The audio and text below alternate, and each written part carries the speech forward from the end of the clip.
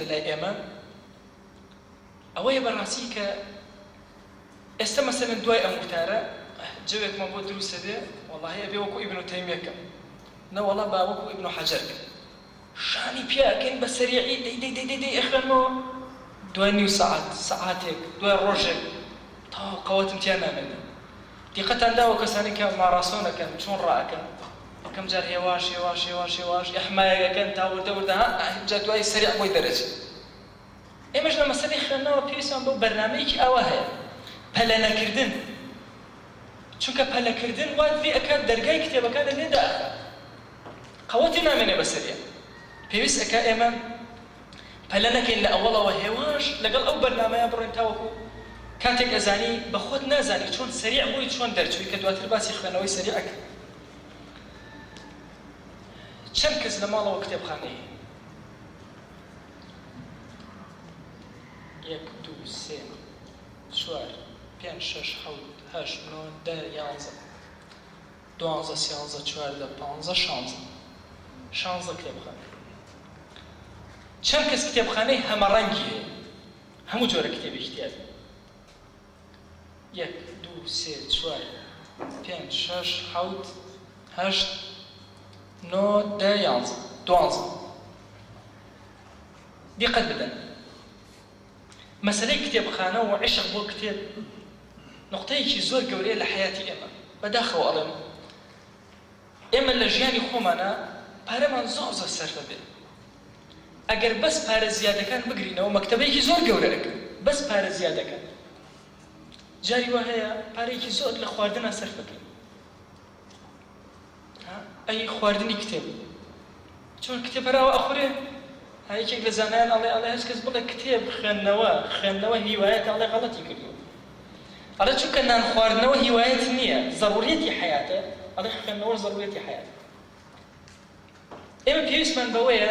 هەر یەکەمان هەوڵ بدا چی مەکتەبەیەکی ڕەنجینی ببێت بەس مەکتەبەیەک بەس بۆ سێرکردن ناها چونکە دوو جۆر مەکتەبەمان هەیە مەکتەبەی وا هەیە چاوە بە ئەمما دڵ نابا ناخوێنێتەوە مەکتەبەی وا هەیە دڵ و چاوە بە ئەبێ مەکتەبەیەکی ئاوا قەشەنگ جوان کتێبی مڕەتەب ئەنواع ها لەم کتێبە ماندوو بووم لەوی تر لەو بەرنامەیە لاچووم ئەمی تریان خوێندنەوەیەکی جددی لە مەکتەبەکە تا بێت دەست پێ بکە و هەموومان ئەبێت چی بۆی خوێندنەوە لامان خۆشەویست بێ مەکتەبەمان ببێت باشە من لە ماڵەوە دانیشم سەعاتێک تەلەڤیزیۆن دوان سیان ئەی کەی پەلاماری کتێب بدەم ئاخر کتێبم نییە تا پەلاماری بدەم لەبەرەوە پێویست ئەکا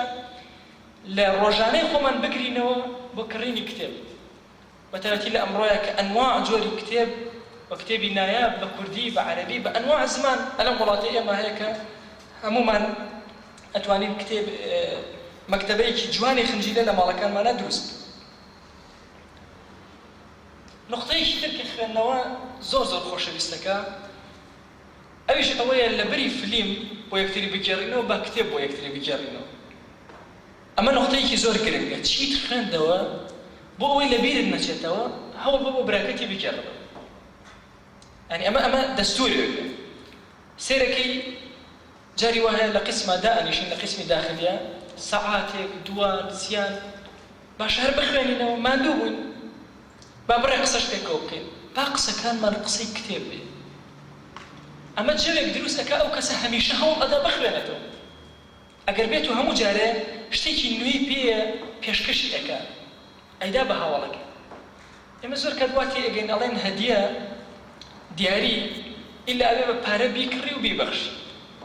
خە دیاری وەها نییە جاری وایە زەردەخەنەیەک دیاری معلوماتێک کە تۆ ئیدەی بە دۆستەکەت جوانترین دیاری دەکات کتێبێک کە ئیدەی بە هەواڵەکەت دەکاتە جوانترین دیاری کێ کتێبی جوانترین دیاری خوێندێتەوە جوانترین دیاری 1 2 کتێبێکە جوانترین دیاری باسی کتێبەکە هەرخۆی باسی کتێبەکە جوانترین دیاری کتێبە هەوڵ بدەن بیخوێنەوە ئینشاءالله فایدەی لێک ئەخیر نقطەکە ئەمەوە باسی کەم ئەو شتێکەوە لە دڵمانە خوێندنەوە خۆشەویستەکە خوێندنەوەی جەماعی چۆن خوێندنەوەی جەماعی ئێمە چەند کەسێکین لە پۆلێکە گروپێکی ئەم گروپە هەموو پێکەوە قەرار ئەدەین بابین ئەمڕۆ دیرەسی بابەتێ بکەین مەسەلەن یەکێک لەو بابەتانەی کە هەڵی ئەبژێرین نوێبوونەوەی ئینسان هەڵە بژێرین ئادێ بە هەمومان لەسەری بخوێنینەوە چۆن نوێ ببینەوە. طبعا ئینسانی نوێخواس هەیە، ئینسانی نوێ جەدید هەیە. کامیان باشترە؟ پرسیار. نوێخواز باشترە یان نوێ؟ نوێ. بۆ؟ طبعا نوێخواز چی ئەکات؟ طەلەب ئەکات دائیمەن لە خەڵک کە نوێ بێن وەمیش ئەیخوازێ. بەس ئەوەی کە نوێ بێت، دڵی نوێیە، ڕۆحی نوێیە، فکری نوێیە، ڕۆشنبیرێتی نوێیە، ئەم ئەبەخشێ بە خەڵک. ئێمە پێویستمان بە خەڵکی نوێ هەیە، نەک نوێخواز. هەموو عالەم نوێخواز. ئەزان ئێستا هەموو عالەم حەزی بە ڕۆشنبیری هەیە. ئایا هەموو کەس ڕۆشنبیرە؟ ئەویش بە هەمان شێواز. ئێمە پێویستمان بە کەسی نوێ هەیە. یەن لەسەر ئەمە ئەخوێنینەوە. هەر یەکەمان بە پێی خۆی دیراسە ئەکا، ئەگەڕێ، ئەخوێنێتەوە، لە دواییە دین کو ئەبینەوە. مەسەڵەن قەرار ئەدەین ئەم هەفتەیە هەر هەموومان باسی ئینسانی نوێ بخوێنەوە. ئادە یەکێک لە جانیبی دڵی ئینسانی نوێ ئەخوێنێتەوە کە چۆن ئەبێت دڵێکی هەبێت، هیمەتێکی بەرزی وهای هەبێت. من کەلیمەیەکی مامۆستا محەممەد فەتحوڵڵا گوڵان زۆر سەرنجی ڕاکێشام. ئەویش باسی ئەوە ئەکات، ئەڵێ ئەگەر لە هەموو عالەمی ئیسلامیە کەس نەبێ ئیلا خۆت بە تاقی تەنها هەبی، هەر یەک کەس، هەر یەکێک لە ئێمە بە تەنها هەیە. ئەڵێ ئەبێ لە دڵی خۆتە، لە دڵی نوێتە چی دابنەی؟ ئەوە دابنەی کە بە تاقی تەنها هەموو کوڕەی زەوی ئەگۆڕی، یعنی تۆپەخڕەکەی زەوی ئەبێت تۆ بیگۆڕی. ئەبێت چۆن جۆدێکەی، چۆن هیمەتێکەی، چۆن پەلامارێ بدەی. وەرە تۆ دیقەت بدە لە مەسەلەی خوێندنەوەی کەسایەتی نوێ کە هەر هەمومان بیخوێنینەوە، سێرەکە یەکێکێت ئەم کەلیمەیە ئەهێنێ، ئەم هیمەتە بەرزە ئەهێنێ. کەسێکی تر کەلیمەیەکی تر، کەسێکی تر کە هەمووی کۆ ئەەکەینەوە، سێرەکەین ڕاپۆرتێکی زۆر جوانە، تەقییمێکی زۆر گەورە ئەکات، خوێندنەوەیکی هەمەلایەنە ئەکات کە چەندین عەقڵ بابەتێک ئەخوێنێتەوە، وهانێکی زۆر عەجیبی تێیە بۆ چونکە لێپرسینەوەی تێیە. طبیعەتی ئینسان ئەوەیە زۆر حەزی بە لێپرسینەوەیە. طبعا حەزی پێی نییە، بەس لێپرسینەوە جددی ئەکاتەوە. ئەگەر هەموو ئینسان لە ئیمتیحانە ترسێ. ئەم چەند خاڵی کە باسم کرد، گرفتی یەکەم بۆ ئێمە چارەسەرەکە. گرفتی یەکەممان کە بریتی بوو لەوەی ئێمە ناخوێنینەوە و ڕقمان لە خوێندنەوە ئەبێ یان تاقەتمان نییە بخوێنینەوە، خوێندنەوەمان خۆش ناوێ، ئەبەو چەند خاڵە ئەتوانین دەرگایەکی تر بکەینەوە، خوێندنەوەیەکی تر و هەوڵێکی تر بدەین کە خوێندنەوە لە لامان شیرین. بزانین نقطەیەکی تر چۆن خوێندنەوەکان ئامانجدار دەکەن. ئەمە گرفتێکە ئەخوێنینەوە. ئەها دیقەت بە ئێمە هەموومان جەریدەمان خوێندبوو، مجەللەمان خوێندبوو، دیراسەمان کردبوو. باشە لەگەڵ ئەم خوێندنەوەیە، لەگەڵ ئەم دیراسەیە، باشە ئەمە منهەجیە، باشە عەقڵی ئینسان یعنی لە ڕوویەکی تەکاملیەوە بەرزەکە گەورە ئەکا یان نا. بۆ ئەوەی خوێندنەوەکان ئامانجدار بێ، من بە کورتی چەند خاڵێک باسەکەم کە پێویست ئەکات ئینسان ئەمانە بخوێنێتەوە، لەم جیهەتانە بخوێنێتەوە. یەکەمینیان بریتێ لە قورئان و سونە، واتە علومی دینی. لە نقطەی یەکەمە ئیشارەم لەوەدا کە تاقەتێکی گەورە لە جیهەتی معنەویەوە بە ئینسان ئەدا مەسئلەی جانبی ڕۆحی و جانبی دین. دووهەمین نقطە کە پێویستە بخوێنرێتەوە تەخەسوسە. مثلا کۆلێژی زەراعی، تەخەسوسەکەی تۆ کوشت و کاڵ، چیت لە کوشت و کاڵا خوێندوێتەوە، چەند کتێبێ خوێندوێتەوە. خوێندنەوەیەکی زۆر لە تەخەسوسی خۆتە تۆ ئەکاتە دائیمە کەسێک کە بابەتە نوێەکانت پێ بێ. ئاخر ئەگەر نەخوێنیتەوە، ئەوەی کە پێتە زەمنێک وردە وردە ئێکسپایر ئەبێ، نامێنێ. نمونەیەکتان بۆ بێنمەوە، دکتۆر عەبدوڕەحمان مەحموود دکتۆرێکی مەسری بوو، لە بەغدا مامۆستامان بوو، باسی خوێندنەوە نەخوێندنەوە کە چۆن ئینسان بەرەو دووە ئەهێنێتەوە و چۆن بەرەو پێشی ئەبا، ئەیفەرموو کاتێک کە ئەزهەرم تەواو کرد بوومە خەتیب. ئەوە کە بووم بە خەتیب، جەماوەرێکی زۆر گەورە ڕوویان کردە مزگەوتەکە. ئەوە کار لەوە نەما جەماوەرەکەم بڵێ وەڵا لە هی نابێت، لە ناو مزگەوتا بێ. ئەوە لە مزگەوت چوونە دەرەوە، وردە وردە وەکو فەرش ڕائەخرا. ئەوە هەموو جەمعەیەک سێرتەکرد جادەی فڵان ئەگیرە، سەربانی فڵان ئەگیرە، هەرچی وەزیر و گزیر و هەمووی هاتن لێ نوێژیانەکرد. ئەڵێ وای لێ هاتبوو لە میسرە ئەیانوو کاکە شێخ عەبدوڕەحمان ئەوەل خەتیب، یەکەمین خەتیب، باشترینە، چاکترینە. ئەو هەموو جەماوەرە زۆرم ئەبینی هەر خۆشم تەعەجەبم ئەمە. ئەو ساڵی یەکەم ئەوە جەماوەر هەر زیاد کرد و فەرش ڕائەخرا. ئەو ساڵی دووەم ئەو سیرم کرد، سیرەکەم وردە وردە جەماوەرەکە ڕائەکەن یەنەوە ژوورەوە. ئەو تەعەجەبم ئەو بڕێ ئەوە خۆم بەرزە کردەوە سیرم ئەکرد، لە تەسویری زۆر عەجیبی هەبوو. أيوة ما كل باش أو خلك بوشي أنا جورو أي ورده أو جماورة فرشكان كم أبونه جماورة باشك شيء أي والله أخيرا جماورة هذا ناو مسجد أي سرجادي شيء وسرباني شيء هيجي نما أي لناو مسجد تشارك سير ما كل خطوة ما يا سيركم خويا أنا كان من بركة ما أروى أيوة أنا جار أوا ما كرت سر من إخوارك كتب زام لبن من بركة بو كيرو نما أيوة سيركم جماورة كم بو أو يوخربوا ولا برتبوا أيوة توسقال شيء ما أي زور خم خواتو أنا أي بيرم كردو باشا شيبكم أي أوكات الشيخ علي طنطاوي كالشيخ علي طنطاوي مشهور بوي شص صال لعمري أم طنطاوي السنة كوفاتي كي طنطاوي كون خواني تفسيري قلائد الجواهر أي فرمو أم بياوا طبعا لتاريخي هاتوا عليه شص صال عمري هيج كاتيك تينفر للجيانيا للروجك كان لصد لا بركب تاريخ بيتو شص الله عمر أبيت شيكو كرد بيتو على تشوم بولاي على كتشوم جورا ويقل لي بيكالينيش أنا مجرد تعجب منا أي تشوم خدمتي أي كلين نسيق بو موا وتي فلان أو بوشي هاتو والله يقول بعد شو أرزكم بو هاتم أو جماوركم أو ورده أو أخوانا كل بجر من بركم والله نازل جار بجا كم ابن أو خارج كسب بتسونا من على إيش أو سيري كردمو قال لي كتير ليه وتي والله أتوانم هم جماوركم وبيكرموا بلان بشر مش كم يبغى سام تشرتي شيء تشرتي قبل وعد بيتي أخوة كم بشاهد أيوة كوتي أخوة كم بشاهد وده سراي شايف نويرة وعدك الشيء تهم الرجال صد لا قرب خير أيوة كم يبغى سام بيرم ليه كردوا أخذ دزبرم أخذ زور صلاة أخذ ناتو أنا أو جماورة أخذ شلون من خريجي تعزيه خوكو خريجي جنبارة برينو نازام تشيو خبيم ناكله على أوام أكردو نمبرة على أخيرا زورم بخوم هنا على دس مخسنا ودس يوتم أو وعد بس ودلا برأخنا على يقل اللي تري ليه وتي جوا بقرا أما يا داش كان ما كان نسيم ولا صار طلبة كان لهمتي تويا زاني ومر رجل الرخي أم جماورة نامنة وزاني يشبع أوا زور همة برزها الله أسيتو وعد خوا شاهد وتي وإست من لخزمتها نام 50 ساڵە بەسەر ئەم وەزعاتی ئەپەڕ 50 ساڵ دوای ئەو تعهودەی کە هەیەی بە شێخ ئێزار وتی تۆ بڵێ ڕۆژێک لە ڕۆژان من ئەم وعدەم شکانە بێ وتی وەڵاهی نازانم شێخ وتی قەطعاً وتی ئەی ئێستا ئەبێت چەند بخوێنەوە وتی وەڵاهی نازانم 110 نەخێر ئێستا 120 لایەنی کەمیمە بۆ 150 ئەخوێنمەوە سيرك لبواري تخصصي خوتا كخوانتو نويت بيبو جماوركت أمانة بيان نامو ورده جماوركت باشك شاكتا ولا خوش نامانة چونك أوي بيتا ورده أروى ما وصاي وهي كمين جار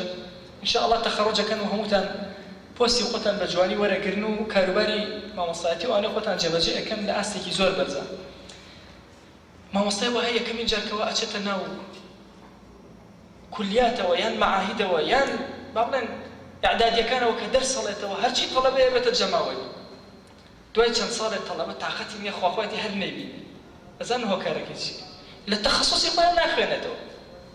أشياء تجورة ومطالعين كله خوي أبدا كله تحذير درسك كله لو كل يكاتوا دي خواتي تلبية برسيرنا كان أكيد تلبية زيرك بالرجل نها تبيت الرجل هو كوجج مويه وما وصل لبرو للتخصص خوتنا هاي كسول لبواري خويا نقطي دوهمي خلنوية كأبي زور بقرمي وكم منهجك دايبني لحياتي خوتا بخيانته سهمين دانا تاريخ ما ندبوني نال إنسان بس سهلي أتواني بخيانته بيس من بوي أما تاريخ بزاني ما تعجب أمانم يعني خرشي تير همو دولتك همو قوميتك تاريخي خوي أزاني إما أقربنا لأمتي إسلامي تاريخ أمتي إسلام نازاني بالله الكردي تاريخي كردي نازاني چند کس شرفنامه شرفخانی بدلیسی خوندوتو کس من نما یک سيرك يجي كلا كتاب زهر كونا كان يعني كونتين كتابي تاريخي ملتين من أول كبيريس أكا هل همو من بيخينه هذا المقدمة كي هجار كلا تاريخ النسية الدنيا زوزو القائدة إلى أدبيات الكردية وكبيريس أكا بخينه باش لدواي أما بيس من بواقع هي واقع أو واقع أي كزوري لما جريدة ما تيخلن بوا إنجا بيس من فيتي برجيكي كم أندازي سير كسي وهي الله والله من يك إخبار النداز درناس إيه والله زور شاكتو محليكي سياسي زور قالي والله إلا عمر ما تحليكي سياسي شو نقول ما وصايك أيو بالتي كنت شوار بقول بياز بقول محلي سياسي باش يعني عجيبة بلامه يعني أنت هو اهتمام بإخبار أو أنت تبيس الواقع حاضيبي عشان كسي مثقف ورشدين أبين الواقع تيبقى لو بولا وزيادة بيس الدنيا والله ما وصا أو إخبار بينجار جويل يقرب آخر يك إخبار هو بينجار لا والله بالمش ما ثابت به دور هالشيء إخبار لحفتي كتوسيلي كلا تلفزيونا ليك جريدة بيخرنا له بزعم أويك إخرانيته وباشتري إسرائيل اللي فيها ويجويلك ضمنيا بويك إخرانيته ولا جريدة زيادة الإسرائيل اللي كي وكاتي كم ترى أكوجد هندي شبهات بيويس إنسان بخرنته شبهات بخرنته سبارت بإسلام سبارت بأفكار كان يتر بخرنته الردود كيفية مناقشات والجدل كوقت خوي لعلوم الملاياتية علمي كبو يسبب داخل منهجي فقياتية نماوة بيان أود علمي بحث ومناظرة طبعا يسأل كلياتي شان نماوة بداخل والله يعني علمي كيزور سنجين بو إنساني في ركرت شون مناظرة بك شون برامبركي راقري شون قصيدة سركات شون بمنهج قصبك شون برنامج داني لقصة كردنا طبعا أما نما وبهالحال أتواني إنسان بخر النواة للشبهات كان جيجايك لو بربكات إن شاء الله هم تنجنه إنه شو كان نقطة أخير بابلين النقطة كي جرين كبو خوتنا خلني توبو من على كانت أبي بخرني أم نقطة زور جرين إما زور كبو زين هربي بخو من بخرني نو كاكا بيبيس أكابو خزانة بخرني تو بو مناضيش بخرني تو يعني مزور كان من الله كثير كي شيء هي بخوانا زان شوي إشارة سركم داي روج بروج قرفتي من الله كان قورة الأبي بيبيس أكاد دخلنا ويا إما براسي بو من الله كان من بخرني لو دير سمان هبي بتابتي خوش كان إيو زور ضرورة أفرد لجانب الدرو الناسي من الله زور يخرج بيته دراسي كي زور قوري كردبي بو چونك أو مربي من الله أو من الله بخير أكا وقورك بيبيس أكاد روشن بيريكي زور قوري هبه تاوكو بتوانا چون من الله كي پروردك نقطة كثير لو أنا بريتي للترويح نفس كما أخير نقطة زيادة الأسر أو بابة نارهم ترويح نفس إنسان لقل أول بيويستي بجديتها بيويستي شيء هنا جار نفسي كي بديت أو نفس بيدانا أكري بخراند نوع بأويش إنسان لجهتي بابلن راهناني نفسه أتواني أوجه بكاته جوري كتير روشن بيري بوخي شعر حكمة كاريكاتير زور جانبي تل لما أنا أكري هندق لكاتكاني خوي وخرندني بلا وخوشويسك ومنهجيتي كي ببي أقات لم نقطة ببي أم نقطة أخيرا دو مرج أو شتيك إخرانيته ولا شعر ولا حكمته ولا كاريكاتير وتاك وتاي الرياضة وشي أبيت دو شرطي تيابي لمنهجي إسلامي درمج دو إدراكي وقت كيها أقاد لبي شونك أمانة كات أدزن كات كان همو نبا شو كاتب أخوة أزاني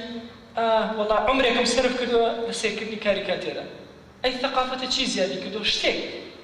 ثقافة زيادة كاف بلام زور نية لبرو كاتك ألين منهجية أبي أقامان لبرياندان لكاتا سبارت بوان أما يوش شوازي خوانناو باس بكم كأوا قرفتكان وچار سريان بو شوازي خوانناو الشوازي كي زور مودرن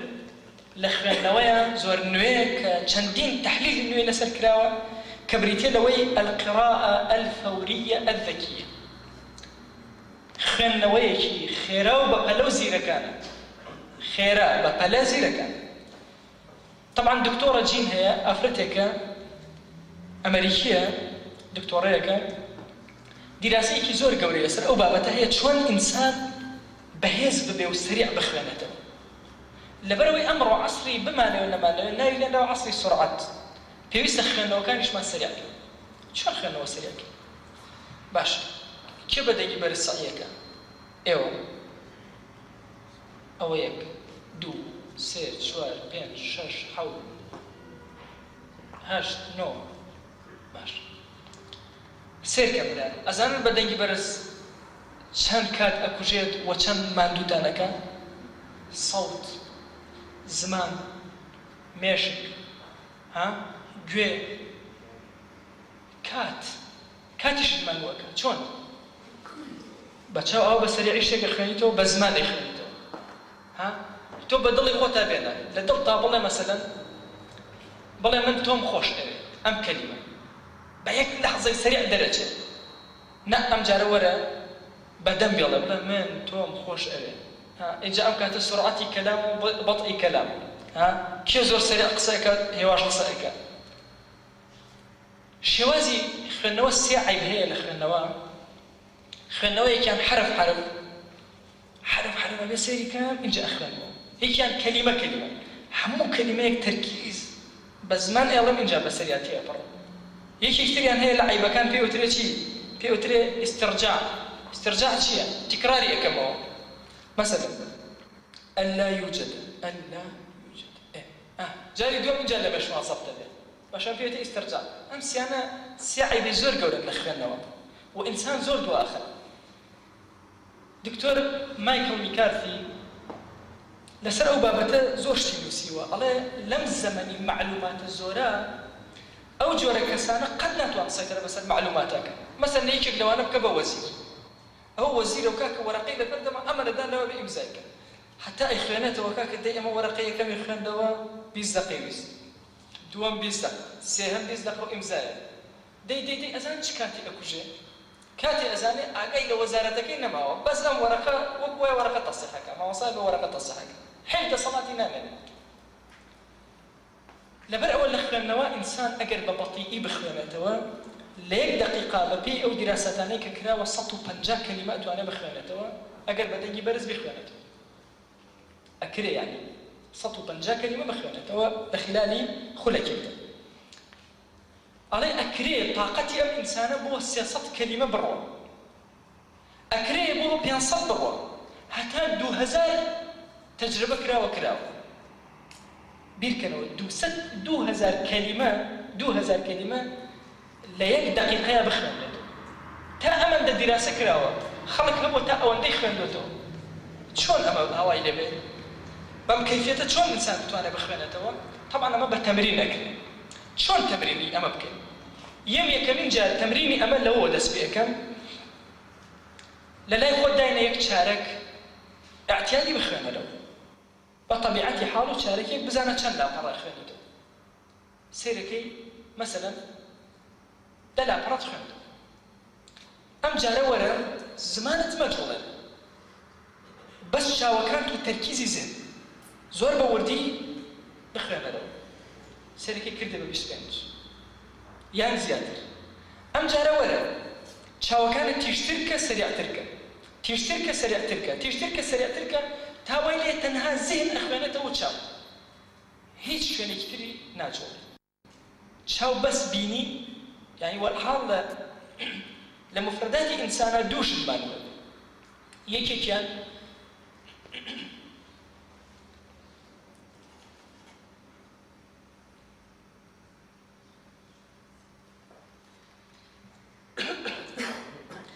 یەکێکیان بریتە لە چاوی ئەوی ترشیان بریتە لە ذهن بەس یەک ملاحەزەتان بەمە ئەمە خەتەرێکی هەیە خوێندنەوەی سەریعان پێویستی بە ڕاهێنانێکی زۆر گەورە هەیە ئەگەر من یەکەمین جار خۆم بۆ خۆم کە کەوت بە خوێندنەوەی ئەم سەریعان کە ئەوام کرد کە لاپەڕەکەم تەواو کە سەری هیچ تێنەگەیشت باشە ئەوەی ئەوەڵم لەبیر چۆن نازانم چی بخوێندێتەوە لەبەرەوە پێویستی بە ممارەسە هەیە پێویستی بە ماندووبوون هەیە وردە تاوات لێ سیر ئەەکەی لە خلالی فترەیەکی زۆر کەمە شتێکی زۆر ئەخوێنیتەوە اینجا زۆر گرنگە ئینسان کاتێکەوە کتێبێکی دەستدایە بخوێنێتەوە یەکسەر سەیری چی بکە سەیری مقدمەی کتێبەکە و سەیری فەهرەستی کتێبەکە بکە بە جوانی سەیری فەهرەستی ئەو کتێبە بکە مواضع مهمەکان چی لە ذهنی تۆیە خەریتەی ئەم کتێبە دروستە وەختی خۆی لە فەقێتیە لە مەنطقە هەموو کەسەری لە تێکرد بۆ طبعا مسألة هات بيشوا أما ندري جبوا أما خريطة منطق ما نأذن شيء شلون بابته كان الروح لباس التصديق وتصوره لباس التصوره هل الروج لبرأ أجيش التصديق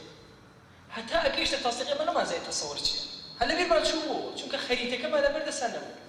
لم أخيرا هاتي الشيء وازي كنيمان أو كل أويش أو بيش أو فقط دسكا بعلم المنطق خريطة ما بو كيشا ما نكاك بشي كيفية وتصور بشي كيفية تصديق تصور أمانة خالي ليجي أبيت وآوا يبوشي وازي خريطة كما دا الرجال كأكوت ينسر خنوا حج كيشي إنه فقط سريع تركة ثاني منطقة علم لوجيك كعلم يزور جرينجا يعني لا مسائل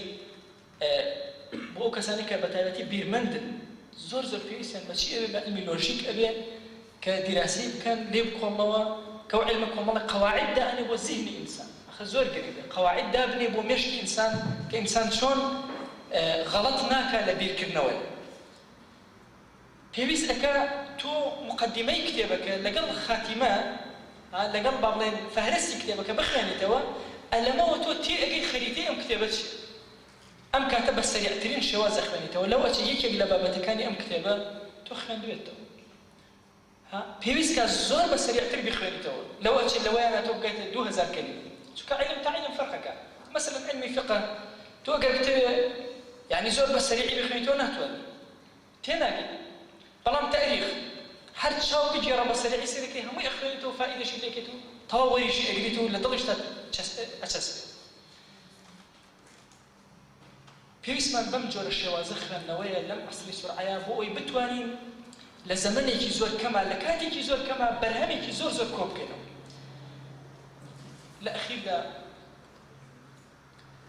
أما يدو قصبكم هوارق أكملت زكاني كات جوركاني خوێندنەوەش زۆر بەرفراوانتر ئەەکەم و بەجێ هەڵم بۆ زێنی خۆتم هاوارێک بۆ دزەکانی کات پیاوێکی پیری هەورامی وەکو من یەک فەردە گوێزی داناوە لە پەنای سەریا ئاو دایناوە و 24 گوێزیشی ئەوە هێناوەتە بەردەسی